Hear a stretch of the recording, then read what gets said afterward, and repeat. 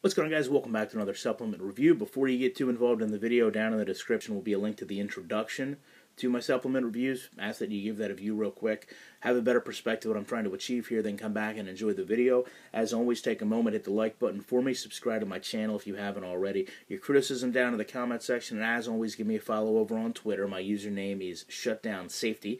I'm taking a look at a staple in the fitness world here, Dymatize Nutrition. This is their extremely popular ISO 100 protein isolate.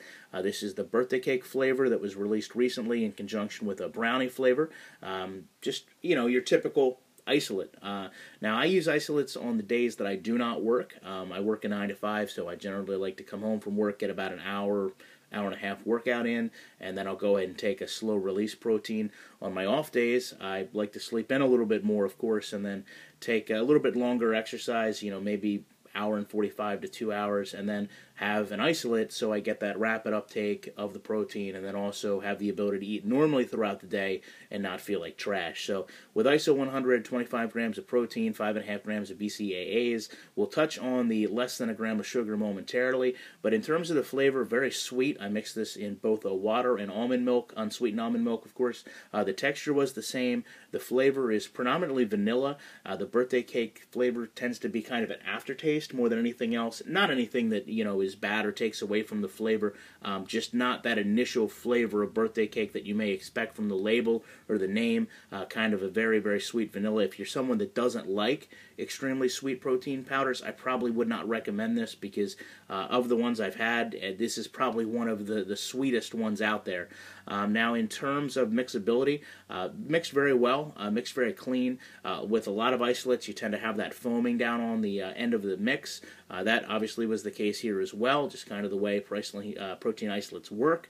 Nothing that, you know, changed the flavor or the texture too much. I do know a lot of people that tend to have an issue with maybe their stomach getting upset with some isolates. That wasn't the case. It really hasn't been the case for me in the past. You know, every once in a while you kind of get like a little grumble in your stomach over it. But this product I've had multiple times with zero issues or complaints.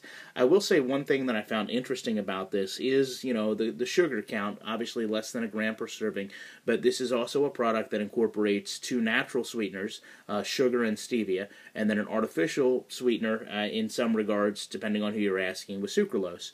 And the problem with that, I think, is, one, I'm not sure why a company would do that, but two, I think if we think about, you know, sweetener profiles, we all have a distinct ability to know what they taste like and then either dislike or like them, but then also be able to pick them out of a product relatively quickly, and in some cases they can be very overpowering. So if we just talk about, you know, 3 cups of coffee, and we're going to flavor one with sugar, we're going to flavor another one with NutraSweet, we're going to flavor the other one with, you know, stevia. I think personally you're going to be able to run through those and know the difference between the sweeteners, because they all have a very distinct flavor profile.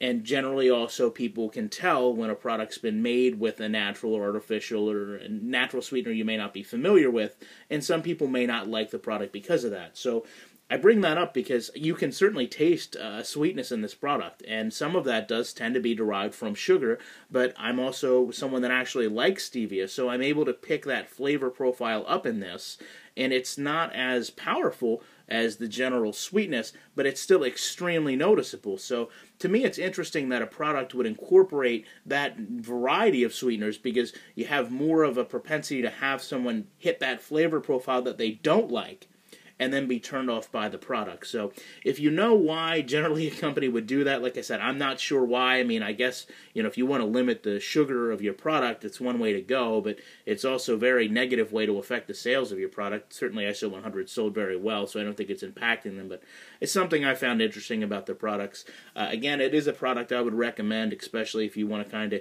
get off the beaten path of flavors with proteins. This would be a great mix-up for you, again, if you're not into something too sweet. I'd love to know your guys' feedback on this video. Appreciate you taking time to check it out, and I'll be back in the week with more content.